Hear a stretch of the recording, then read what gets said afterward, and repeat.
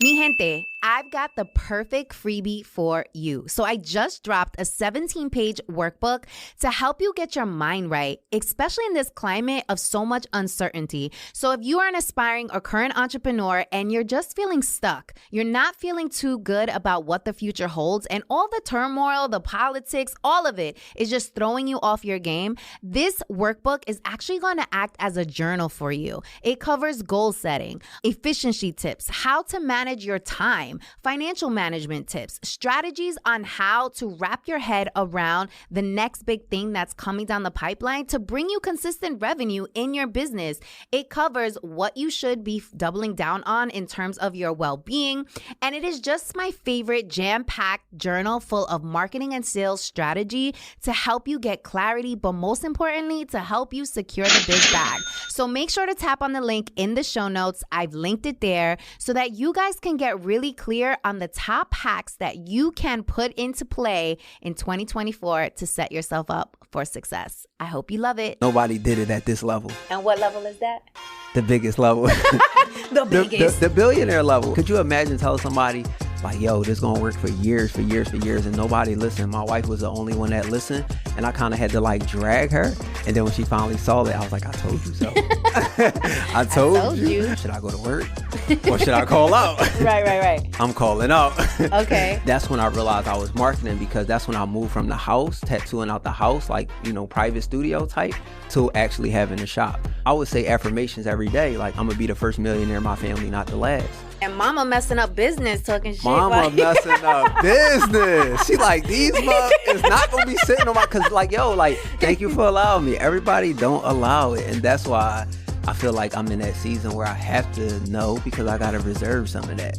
Because you give so much, and I'm not pouring from an empty cup. You gotta believe it even when nobody else believe it. You come talk big money on podcast, you gotta, you know what I'm saying? You know, you gotta bring it. True. Yeah. I wanna address perhaps the elephant in the room. What's up, y'all? Welcome back to Banking on Cultura. I am your host, Victoria Jenn Rodriguez, and today I got a superstar on the show. You're gonna see in a minute, but let me run down his little bio so you could get the full scope. So, this gentleman is a TedX speaker, Forbes featured businessman who empowers individuals to transform their online presence from 0 to over 100K, aka he's a marketing genius. He's a self-made millionaire, philanthropist, and all-around dope. So welcome to the show, Runway Billionaire. Thank you for having me. Man, I'm so pumped about this conversation because they don't even know what's coming their way. They don't know. They don't even know what's coming their way. But how we matching though? Yo, I don't even know.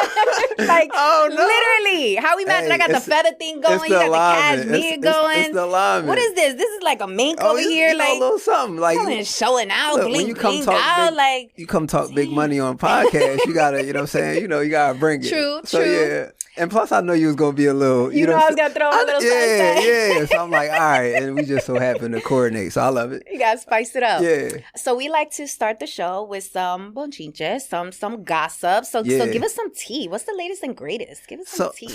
So tea for me would be, and it's probably a lot of people probably would not resonate with this, but tea for me is just being in a space in life right now where I get to utilize the word no a lot. Like, that's my flex, like protecting my peace and really just being able to say no to some opportunities, no to some environments, no to some situations, like just being able to use that power of the word no, and using it in business, using it in friendships, using it where I feel like it's applied. Like, yo, if I'm not feeling it, like if it ain't thriving or it ain't, like, it's a no for me. That makes me feel even more better that you gave me a yes. Yeah, because I will say no to everybody. I feel very special. Yeah. Very special. Yeah. So my bonchinche is you and I met we didn't meet on the yacht. We met after the yacht. Yep. Shout out to Sonia Lewis. Shout out the to student loan the doctor. student loan doctor. Yeah. And what I loved about you is you had this energy already. I mean, look at the gentleman. Like, he's got energy. He stands out, okay? So that was number one. But you literally broke game down to me for like 30 minutes. Straight. Like, you was giving me crazy ass plays. First time I met you, and you just gave it so willingly. You didn't say, oh, yeah, by the way, here's my invoice. Like, you was just like, look, you're in this room. You're Sonia's homie. Yeah. Like, we here. Let me run this play by you. And I remember when people do that because it takes a special type of character for somebody to come from a place of serving, right? To realize, you know, the environment that they're in and be like offering to give. And now, you know, several months later, you're now here on the podcast. We're potentially talking about business. Like, we're doing all the things. Yeah. But it started from that one moment of you serving, which I thought was really, really dope. Yeah. So thank you for that because I run that Thank you for allowing me. Thank you for allowing me. Everybody don't allow it. And that's why I feel like I'm in that season where I have to know because I got to reserve some of that. Because you give so much and I'm not pouring from an empty cup, but not everybody take advantage of the opportunity or, you know, actually listen and execute on the information. Like you heard the plays, you received it, ran the plays. And also like, that's one of the reasons why I say yes, because it's like, who wants to say yes to somebody who I gave you information, but you don't use it? Facts. It's like a waste of time. Of course. Yeah. And we don't got time to waste in here. Absolutely not. I appreciate you for that. So I want to address perhaps the elephant in the room. Okay. I don't know if this happens to you often, but I was really excited to have you on because obviously you're a marketing genius and we're going to get into all of that. But you have this, I said it earlier, like this aura to you where you got all this artwork all over your body and you just, you know, rocking the bling, you rocking the latest fits and you just show up and show out every single time. And I know in the world that we live in, people like to judge you by the way that you look and the way that you choose to show up.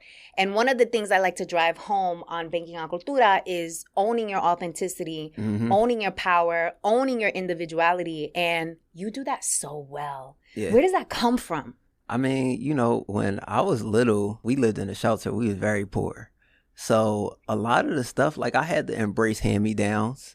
I had to embrace being creative. Like I would, you know, put art on my uniform and I'd be the only one. Like I had to embrace and be creative with the things that we didn't have to just pretty much make the best out of the situation. So from the start, it was always different. So for me growing up, when I see people differently, I feel like everybody needs that one person in their life or they one person in their family that's just the black sheep. They just do stuff different than everybody else, and it takes that person to inspire a nation of people or, you know, just turn on that light bulb for somebody that might not have been thinking that way.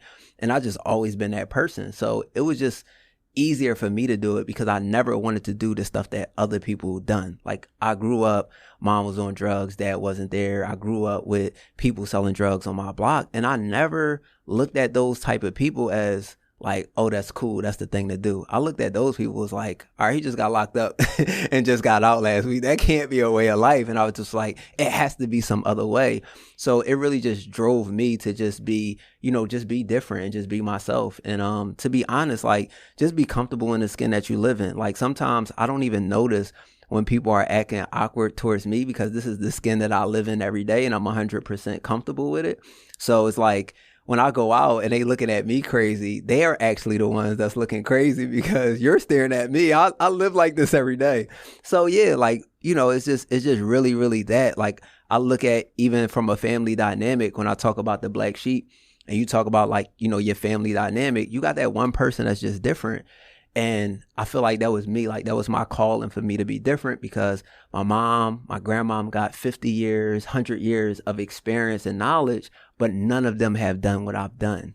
And even when it comes down to like investing or financial literacy, like we are taught so many different things like, oh, checking your credit, mess up your credit.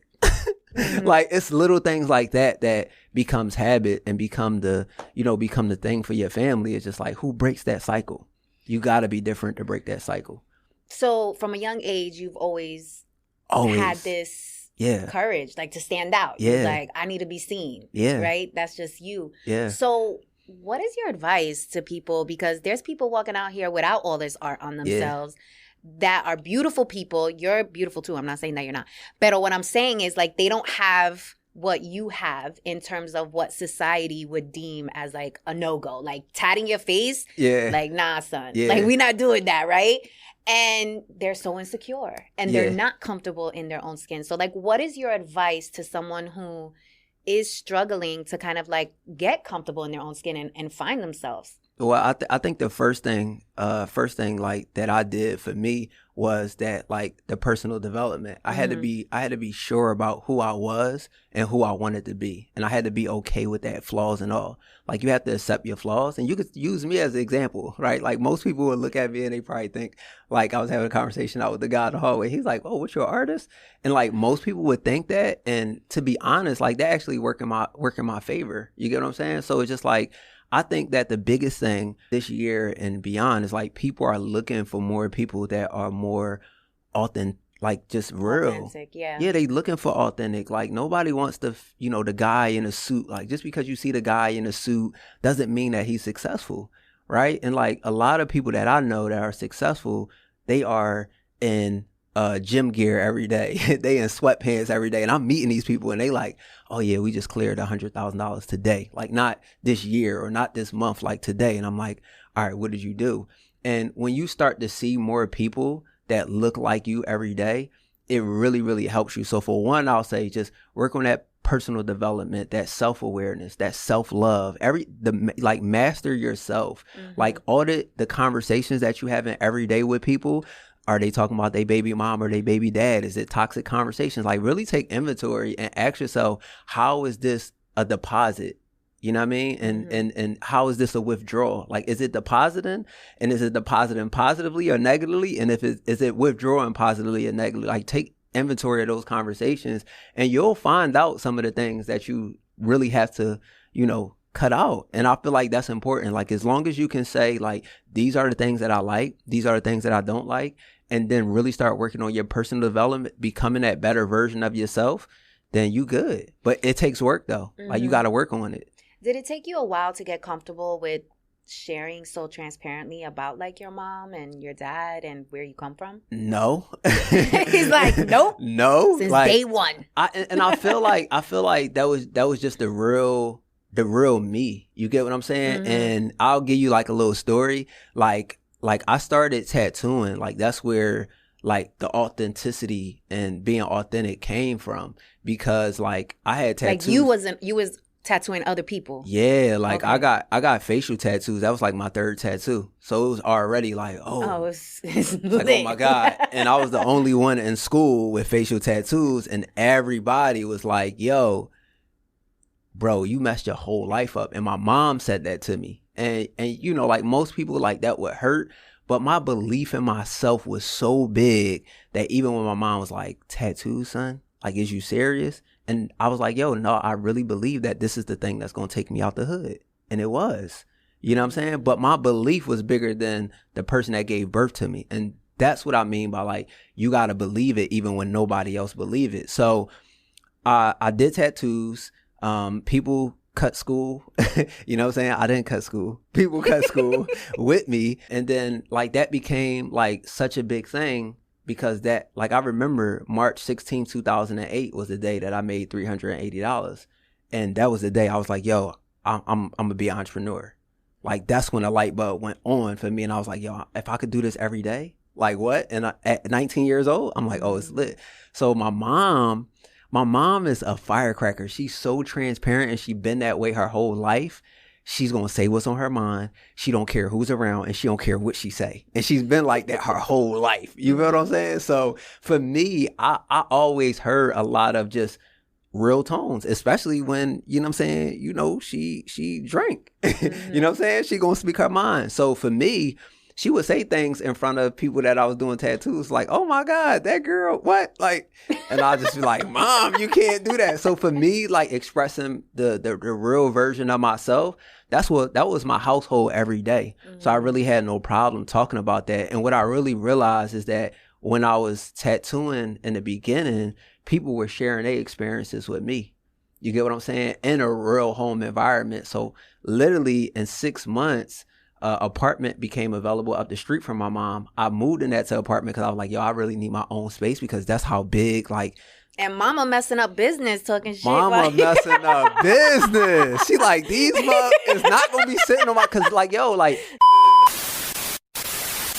Mi gente, I've got the perfect freebie for you. So I just dropped a 17-page workbook to help you get your mind right, especially in this climate of so much uncertainty. So if you are an aspiring or current entrepreneur and you're just feeling stuck, you're not feeling too good about what the future holds, and all the turmoil, the politics, all of it is just throwing you off your game, this workbook is actually going to act as a journal for you. It covers goal setting, efficiency tips, how to manage your time, financial management tips, strategies on how to wrap your head around the next big thing that's coming down the pipeline to bring you consistent revenue in your business. It covers what you should be doubling down on in terms of your well-being, and it is just my favorite jam-packed journal full of marketing and sales strategy to help you get clarity, but most importantly, to help you secure the big bag. So make sure to tap on the link in the show notes. I've linked it there so that you guys can get really clear on the top hacks that you can put into play in 2024 to set yourself up for success. I hope you love it. It got so crazy to where as though like I'll have people that I'm tattooing, and then I'll have people on the steps in my house waiting for me. Mm-hmm. Like to the point I had to go grab chairs. Like I had a waiting room, and she was like, nah. And then I give her a couple $2 and she'll chill out. You know what I'm saying? But like I moved up the street and she'll come up the street and talk the same stuff. Like, you can't be having all these I'm like, Mom, this is my own stuff now. Like, get out of here. But just being able to speak out loud, I think that's one of the things that, you know what I'm saying, that I adopted from her. I just utilize it in a more, positive way. Mm-hmm. Yeah. All right. So the entrepreneurship bug came to you when you started tattooing. Yeah. And you did that for how long? No, it came to me before that. Oh, before that? Yeah. Like the entrepreneur bug came to me, I would probably say when I was about 14, 15 years old. And I was like, cause I would have to be creative, like, cause we ain't have a lot. So I would paint on my sneakers when they get old, and then rock them to school like they was new. And that's how I kind of got the name Runway, you know what I'm saying? Cause I took what I had, I made it look good. You feel what I'm saying? So anyway, like, I had the opportunity. I worked for a company called Sneaker Freaks at the time. They was on South Street, and they would paint Air Forces for celebrities. So I had that job. I had some other job where Mesquite was big. That's where they paint on shirts. And I had some other jobs like that just came, and like, I would sell t-shirts to like my friends, other people, my uncles, his car club, like all those type of things. And I was like, damn, I could really make, a couple $2 off of this. So that was like the first like introduction. And then like tattoos, I didn't even really want to do tattoos. We cut school. And I thought you didn't cut school. Now you cut school? I mean, we cut school. I had a work schedule, so I didn't cut school. They cut school. I had a work schedule, y'all. But we cut school, you know what I'm saying? And we went to some guy house. He did tattoos. Uh-huh. And I knew this guy from like the neighborhood, just being out like local parties and stuff like that. And I always draw in like my classwork. My teachers would cuss me out all the time, like, because I draw my classwork. Basically, the guy was like, yo, you should do tattoos, because I had just drawn like a couple clients. He was like, yo, you should do tattoos. And I took that as LeBron James telling me that I should play basketball. Mm-hmm. That's how I took it. So it still didn't hit me until I was like, blood needles. I was like, no, but like he told me like, yo, you should do this. And I called the guy, and he was like, yeah, I'll show you. I called the guy. He acted like he didn't know who I was. So like, now my mind is on it, and I'm like once my mind is on something, I can't like unsee it. Like I have to explore it. I gotta see it all the way through to know like, all right, I can't do it. Yeah. So I did all of this research and like literally just taught myself how to do it. Okay, so entrepreneur bug came when you had to repaint your sneakers. Yeah. That's also how Runway came a part of your name. So it's a childhood name. I'm gonna ask you how it shifted to Billionaire in a minute. Yeah. You started doing the tattooing thing. Like, when did you tap into like this marketing element? I was always marketing, and I didn't know it. March 16, 2008. That day, I remember it like it was nothing, because like that was really the day like where I understood like what I was doing. I could really make this to a business, and I can really like, I believe like, yo, this is gonna take me out the hood. Like that's what I really believed. And it was nothing that can change my mindset about that. So, and you made that when you were tattooing, you made your first? That day, I still had a job at Dietary. Like, you know what I'm saying? So I was in the bathroom. I tattooed a couple girls. I went to the bathroom. I counted the money, because I was just charging like, 20, 40. You know what I'm saying? I did a couple tattoos. And when I went to the bathroom, I had $380. And I still had a couple more tattoos to do. Okay. And I was like, should I go to work? or should I call out? Right. I'm calling out. Okay. And that's what I did. You know, for me, the dynamics of a job, because I only had like 2 jobs. I worked at like McDonald's, Checkers, and a nursing home. That was like the only like 3 real jobs that I had that I got a paycheck for. Other than that, I just never, the structure. I like to work. Yeah. And I like to be busy. So like when I worked at Checkers and I was young, like my mom had to sign papers for me to stay past 12 o'clock.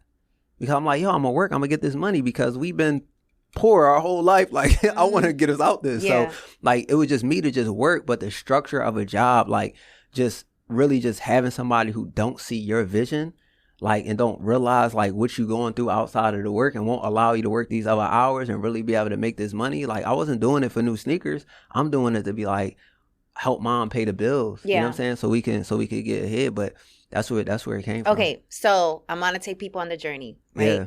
So you're tattooing, you're doing your thing. When did you get into like the online marketing space? Like when did that pop up? So to answer that question, it semi popped off when every day I used to tattoo from like 12 to 9. That was like my business hours. And what I did was a lot of the marketing that I did was on Facebook. So it started while I was in school. I graduated. And then, you know, friends, other people, clients, they would recommend people X, Y, and Z. And then I would post. At that time, Facebook maxed you out at 5,000 friends. So I had to make a new account. And then I maxed out at 5,000 friends again. And I had to make a new account. And I maxed out at 5,000 friends again. So I had 3 Facebook pages that all was maxed out of like pretty much like clients and referrals.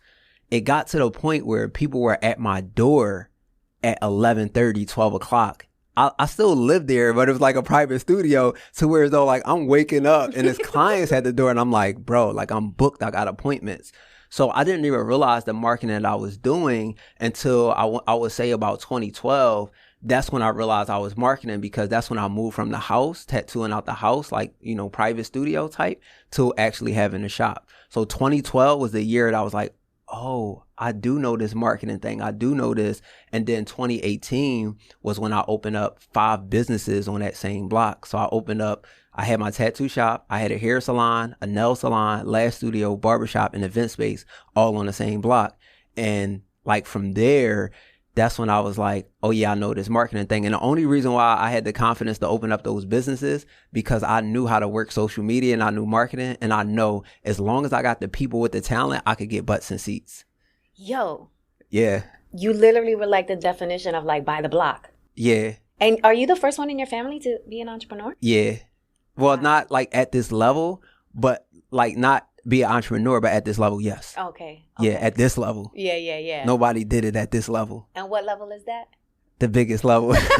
The biggest. The billionaire level. And that's why I had to embrace the billionaire because like for me, I would say affirmations every day. Like I'm going to be the first millionaire in my family, not the last. And it really was just about being a millionaire, like setting like, yo, like anybody from our bloodline or our upbringing can be this. And this is the standard. Right. And I would say I'm going to be a first millionaire in my family, not the last, because I'm claiming it over my kids and my kids' kids. And then we hit the $1 million mark. And I was like, well, I need some new goals. That was too small thinking. And it's really like just really challenging yourself, manifesting and really putting in the work to be able to hit that level. So that's really what it was about. And the whole time, like, because again, my mom told me don't do tattoos. My grandma, which I love so much, was like, don't open no more businesses. Like the whole time, every time I open a business, I'm like, dang, this is going to be another stream of income. I get to employ people. I get to really help people who utilizing their talent, make money, and we get to make money together. We get to build this thing up together. So it's economics, but we get to do this thing together and we get to do it in our own neighborhood. You get what I'm saying? So it was like super big. It was impactful. Like the neighborhood got to see it. We got to do like block parties, block off the block, whole kids get ice cream, bring the fire truck out, school drives. Like it was good, you know what I mean, for the community to see. And it was, you know, it was good. And, you know, everything good sometimes come to an end. It came to an end in like 2020 where I had a different vision. And that vision wasn't to be tied to a chair where I was spending 15 hours tattooing, checking on all these different businesses, you know, dealing with the cattiness of women. Like, you know, we ain't gonna talk about just the good. We ain't catty. We ain't gonna just talk about the good. Like it come with some, you know, not so good things as well. And I really just had to weigh it out. And the pandemic gave me the opportunity to really, really like hone in and think about like what I wanted to do. Was like, I really had some time to like really think about the question that you asked me right now. And it's like, I want to go from brick and mortar to click and order. And that's when I really decided to take everything online. So I was already telling my wife, I was telling my team, I was like, yo, we need to take this thing online. Oh, you do hair, you do nails. We need to take this thing online. We need to create online courses, programs. Like I was telling them this years before we ever did it. And I was like, cause I had the vision and I was preparing them for it. And they was like, oh no, it's not going to work online. And the same thing my grandma and my mom was telling me, no, it's not going to work. I was telling them this for years. Like, could you imagine telling somebody like, yo, this is going to work for years, and nobody listened. My wife was the only one that listened. And I kind of had to like drag her. And then when she finally saw it, I was like, I told you so. I told you. So, but that was another moment that I know, like, oh, I wasn't crazy. Mm-hmm. I know what I know, and I know I wasn't crazy. So the pandemic gave me that time, and what we had did, because my wife was pretty much involved in the lash business, and I was like, again, I'm saying for months, like, we need to take this online, because we would do classes in person, and we make $15,000-$20,000 every class. And girls would come from DMV, Atlanta, LA, and we would have people on the social media like, when y'all coming to Michigan? when y'all coming to Baltimore? And I'm like, who goes to Michigan? You get what I'm saying? I was like, yo, we need to make this thing available, because online is going to become the next thing for people to access these type of education. Like that's what it is. It's really just education. I was like, yo, I'm telling you, it's going to be big. So we set up a webinar. I set her up a webinar, wrote the whole webinar, set up all the automations and all of that. And I was like, yo, we going to run this thing. I know she was nervous as hell, because I was nervous as hell. I was like, man, I don't know. Like, because my wife is like not like I'm on live. She's not like a presenter. So I'm like coaching her the whole couple weeks, like trying to get her in the mindset, because I know what it takes. First webinar that we did, like 360 girls show up. Wow. I'm nervous. Okay? Like when I say I'm nervous, because I ain't even had 360 people show up. And it's our first time doing it. And I remember me being like behind the laptop, like coaching her, like prepping her through the slides, like, yo, you got to hype this part up. And I remember her putting her hand up like, you got to relax. Like, I got this. You got to relax. And that first webinar, we did 20,000. Wow. And then the next webinar, we did 30,000. And like, it was like for me, like, because at this part, I was just building the idea, the concepts that I have to what I have now. So that was like my guinea pig. That was like my test. And when that thing worked, I was like, oh yeah, it's on. Because all you need is that proof of concept. You just need to know that one thing works, and then it's game over. Game over. It's game over. All right. So, mi gente, I've got the perfect freebie for you. So I just dropped a 17-page workbook to help you get your mind right, especially in this climate of so much uncertainty. So if you are an aspiring or current entrepreneur and you're just feeling stuck, you're not feeling too good about what the future holds, and all the turmoil, the politics, all of it is just throwing you off your game, this workbook is actually going to act as a journal for you. It covers goal setting, efficiency tips, how to manage your time, financial management tips, strategies on how to wrap your head around the next big thing that's coming down the pipeline to bring you consistent revenue in your business. It covers what you should be doubling down on in terms of your well-being. And it is just my favorite jam-packed journal full of marketing and sales strategy to help you get clarity, but most importantly, to help you secure the big bag. So make sure to tap on the link in the show notes. I've linked it there so that you guys can get really clear on the top hacks that you can put into play in 2024 to set yourself up for success. I hope you love it. Marketing genius at this point. You understand the industry. It was a very different time when you were selling in 2020 versus the time that we're in now. So what kind of shifts are you seeing in the industry, and how can people prepare for where we are right now? Yeah, so the biggest shift, especially because during that time that I was working with my wife, I also was working with some other entrepreneurs, like entrepreneur friends that I had, that they saw the success that I had with that.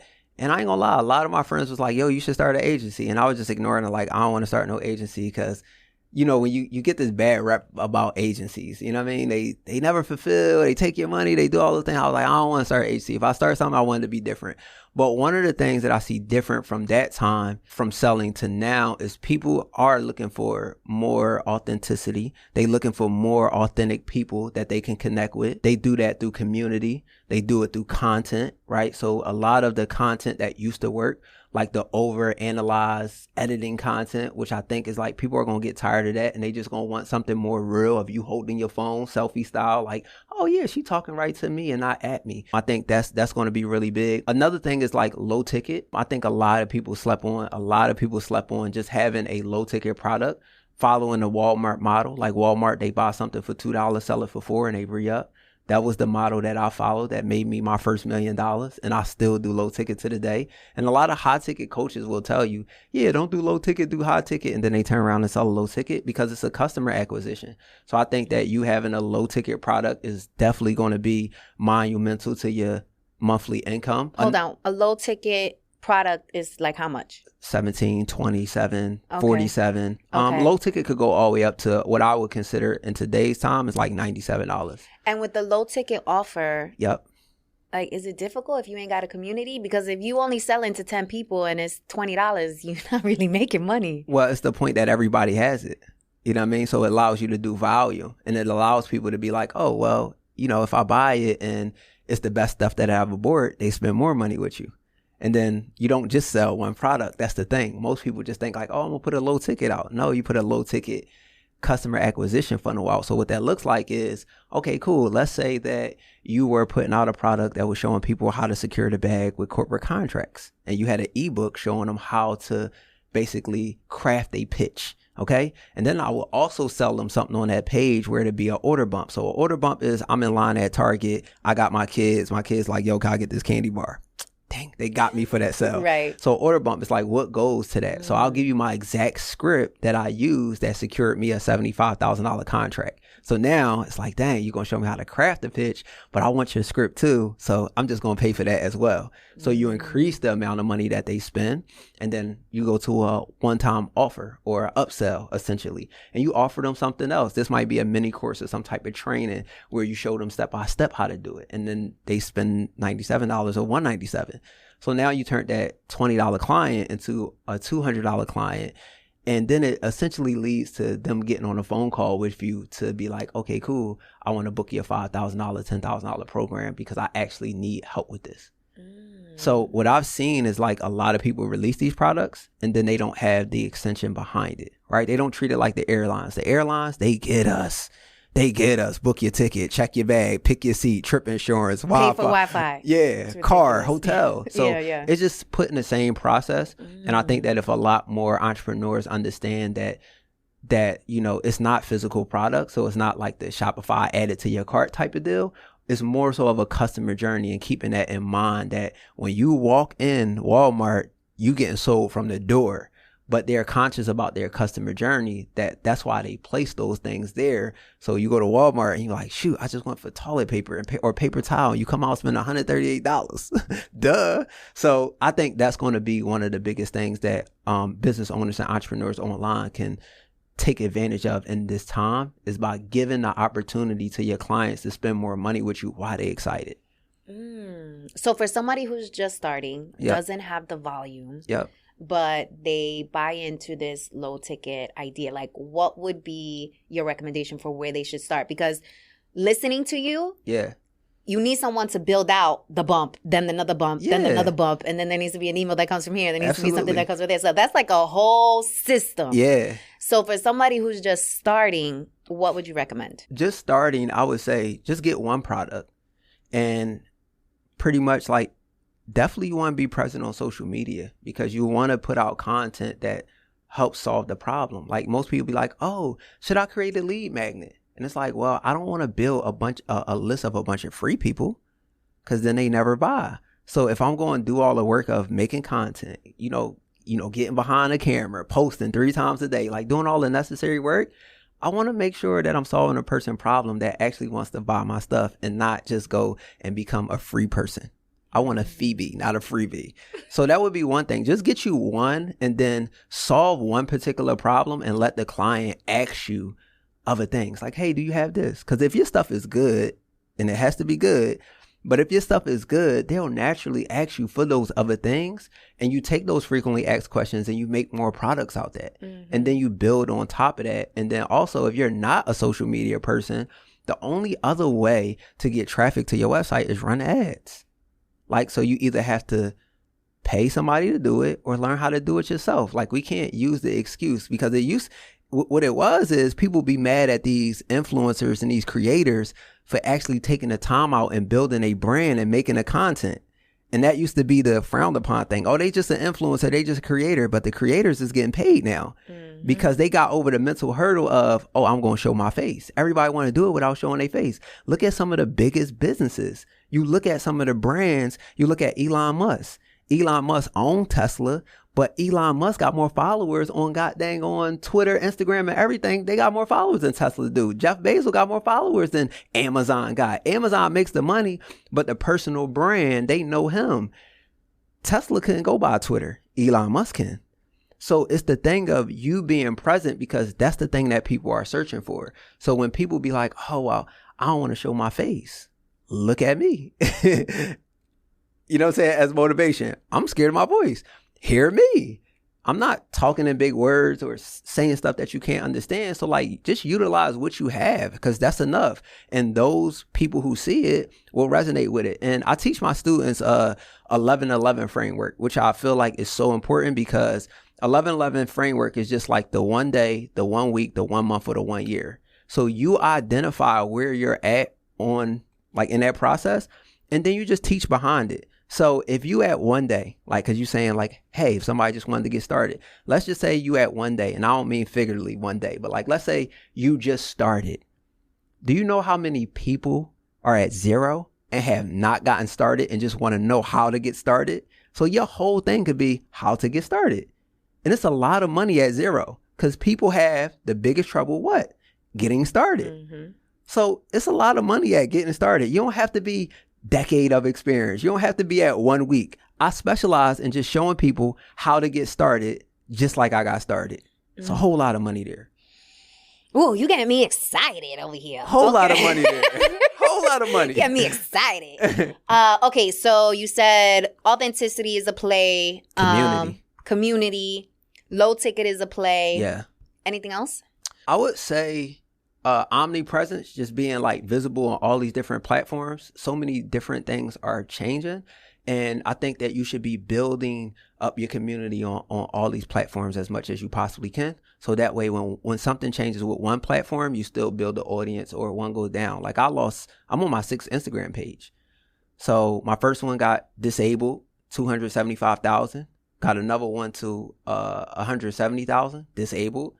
Another one at 110,000, disabled. Why? What you was doing? I don't know. I was turning them up. But the good thing is I lost those, followers. I lost those pages, but I didn't lose my email list. I didn't lose my contact list, which my business would have crumbled if I didn't have a list of people that I could communicate with, if I didn't have a community that I was pouring into. So like that was the thing that like got me here right now, because I would not be talking to you if I ain't had those things. But, had I would have took the time to put more energy into other platforms like YouTube, where like my YouTube is growing right now, right? Like, doing podcasts and things like that.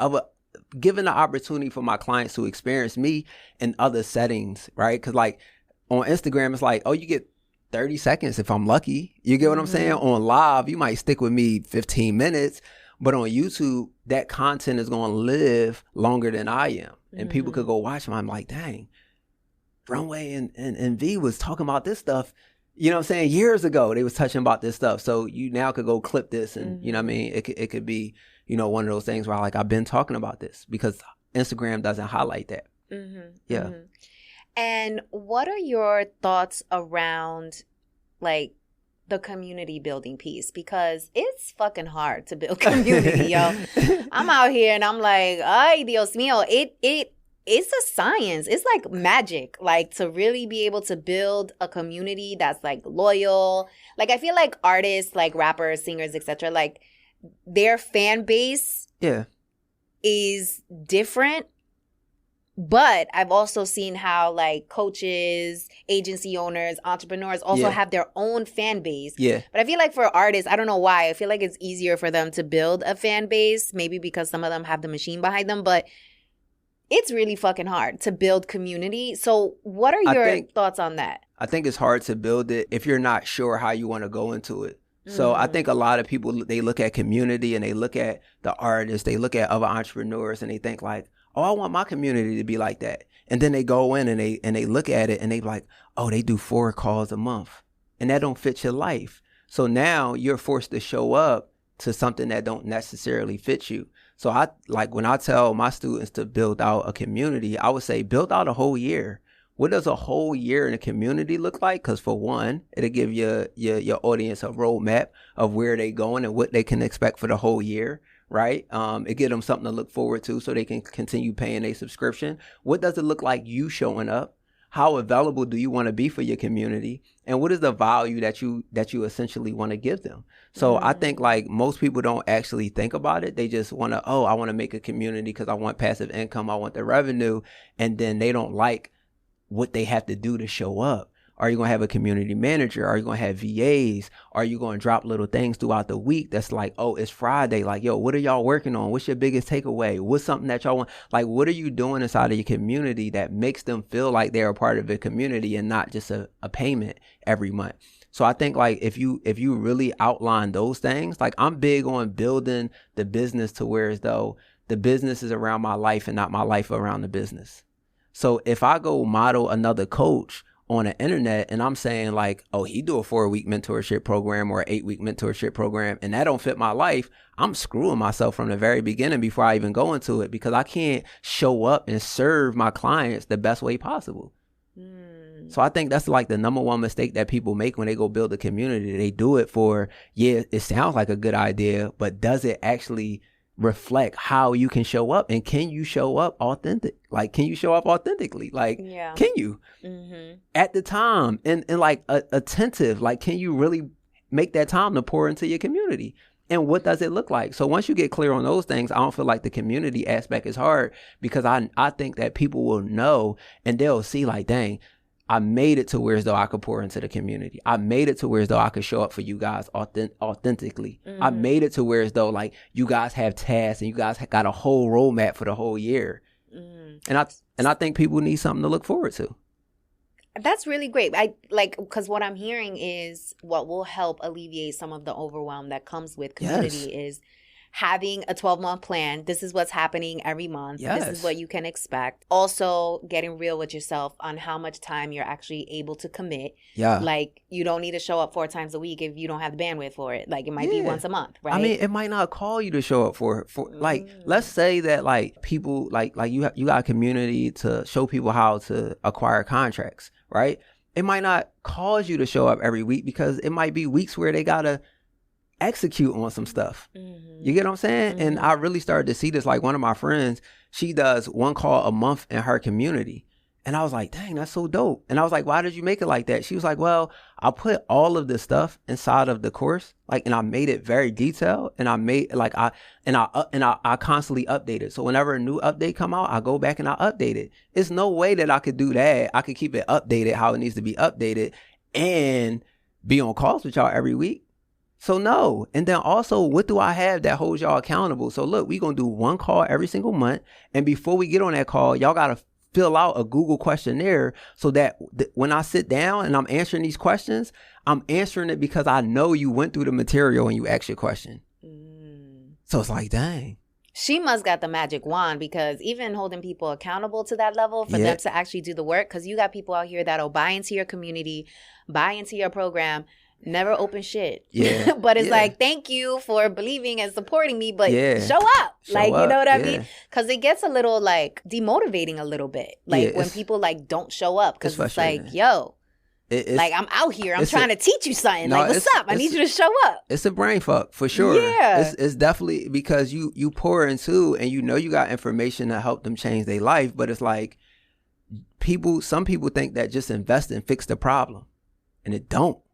you got to do the work. The work has to come behind it. And it's definitely frustrating when you see somebody who got the potential. You're like, yo, you got this good business idea. You got good energy. Like, why you can't do it? And it's really just them. They're in their own way. And it's like, that's why, mindset is important. And a lot of times when I start coaching, we start with the mindset. Because there's no skill set without mindset. I can sit here, I could tell you how to run the play. But if you ain't got the mindset, if you don't got the mental fortitude, if you're not thinking on a level of what I'm explaining to you, it's going to seem impossible. So it's frustrating, dragging people essentially to the finish line. Yeah. And that's why I'm very cautious about like just how I show up, because it's just like I show up in a way to be like, if you're not truly ready to commit to the process, like don't invest. I'd rather not work with you. I'd rather just say no. I'm in the season of no, baby. I'm in the season of like no, like because I don't need to work with you. Like you look at it, it's like pay me to take on your problem. You could keep your problem. Yeah. It ain't no amount of money you could pay me to take on your problem. I got my own. You know what I'm saying? So it's like, but like I feel like, and I'm guilty of this myself. So this is not like, talking about anybody. I'm guilty of this myself. I paid $20,000, $30,000, $50,000 for programs. Never opened them. Opened them one time. Jumped on one call. You get what I'm saying? So I'm guilty of that. But I also live by a rule that it's a 48-hour implementation rule. Like I learned something, I implement it in 48 hours because I know after that, 9 times out of 10, I'm not going to do it. That's a good rule. I'm not going to do it. So when I learn something, I go to a mastermind, I go to these places, I take 3 things and I'm like, all right, prioritize them 1, 2, 3. What's the things that I can implement in the next 48 hours? Because I know I'm not going to be able to implement all of them, but what's the thing that I can implement in 48 hours? Another thing that I do, and I'm gonna give y'all a hack. Y'all can take this. Woo, give us the play. Another thing that I do is I leverage VAs to be able to knowledge hack. So what I'll do is I'll have VAs $4 or $5 an hour. I'll have them go watch the program, take notes, and come back with the synopsis like, hey, this is what I learned. I'll have them go set it all up. So that way I got 3 different things that I was supposed to do. All right, truck and credit. I'll have the VAs go watch the course, take notes, and then have them come back. This is everything that was done. I set everything up and they come back. And then you think about it like, let's just say I do full time, 5 times 40, or I do part time, 5 times 20. That's $100.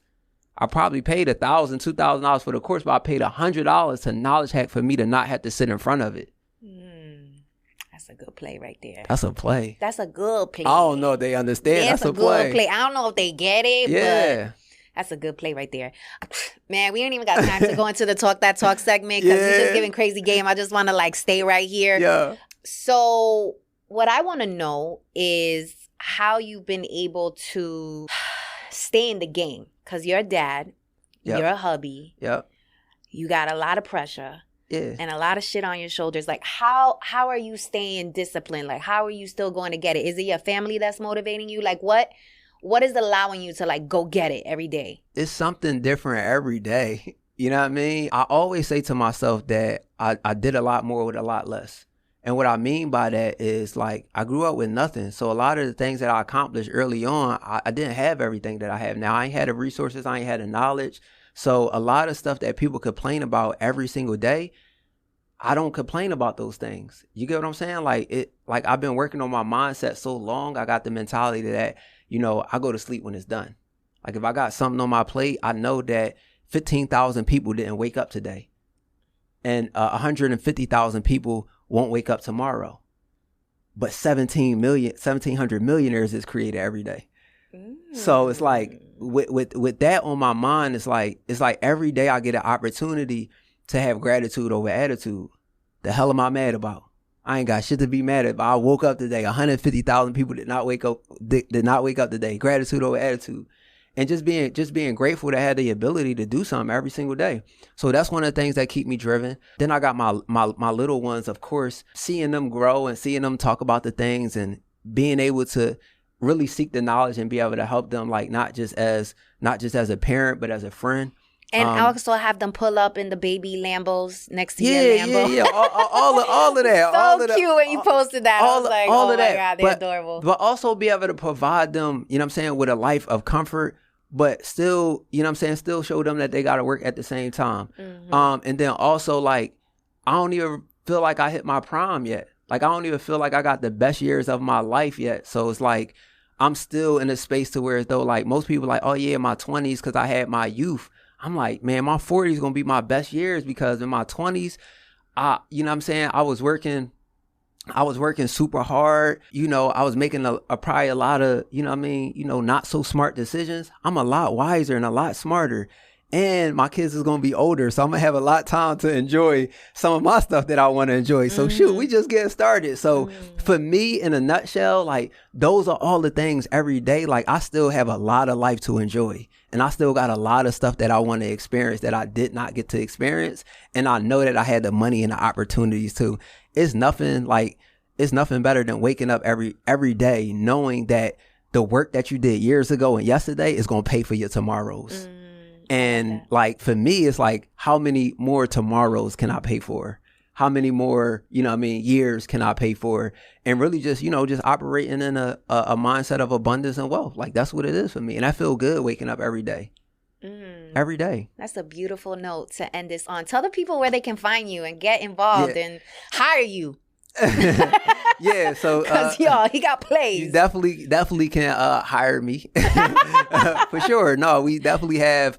Because you talked about the building process, and one of the things that we focus on now is we know that the building process for a lot of entrepreneurs. So we have a lot of joint ventures that we do where we come in, we do all the heavy lifting, we do all the sales, all the marketing for you, so you could just show up and do what you want to do, and that's be the entrepreneur and focus on your gift and your passion and serving people. So all you gotta do is shoot me a DM, Runway Billionaire, Runway_Billionaire. On all platforms. Okay. So, yeah, and that's where you can find me. And I'm a DM guy. So you DM me, I'm going to hit you back. You know what I'm saying? I love to talk to people. So especially if it's about a business opportunity. So yeah. I love that.